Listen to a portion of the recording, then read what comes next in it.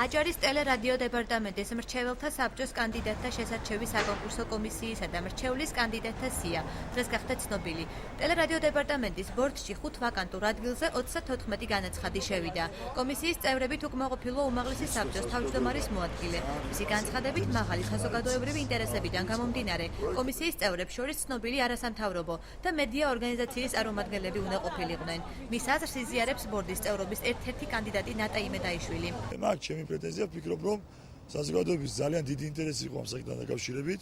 აქედან გამომდინარე, უმაღლესი საბჭოს თავმჯდომარის უნდა გაითვალისწინებინა და შეეყვანა კომისიაში ის ადამიანები, ვინც საზოგადოებაში დიდი, ასე ვთქვათ, ცნობადობით გამორჩევა, იმ ადამიანებმა, 34 ადამიანმა შემოიტანეს კონცეფცია აჭარის ტელევიზიის განვითარების.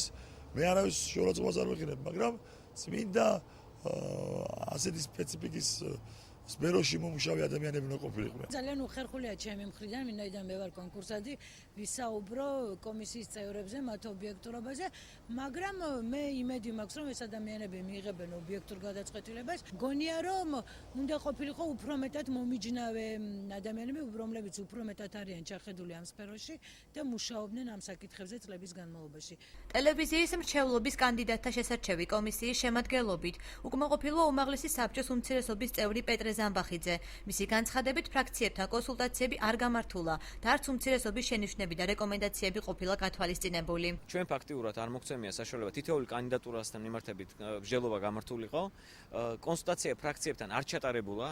პირადად ჩემთან როგორც ფრაქციის წევრთან არავის კონსულტაცია ამ საკითხზე არ ქონია. შესაბამისად, მე ვფიქრობ, რომ ეს მოთხოვნა რაც იყო ჩვენი რეგლამენტით არ არის შესრულებული. საზოგადოებრივი მაუწყებლის აჭარის ტელევიზიისა და რადიოს მრჩეველთა საბჭოს წევრობაზე შეთავაზება დემოკრატიის ინსტიტუტის აღმასრულებელი საბჭოს თავმჯდომარემ კომისიის წევრთა ვინაობის გამოცხადებამდე დარჩენილი რამდენიმე საათით ადრე მიიღო.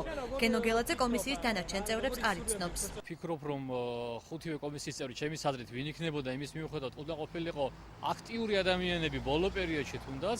არ ვიცი, ნახოთ, ხვალ ალბათ გავიცნობ, ვიცნობ მხოლოდ ერთმანთაგანს და ნახოთ ეხლა რამდენად ახლა გამოვა ესე ვთქვათ სწორი და კარგი არჩევანი. ეხლა არის ამ ტელევიზიის გადამწყვეტი მომენტი რა.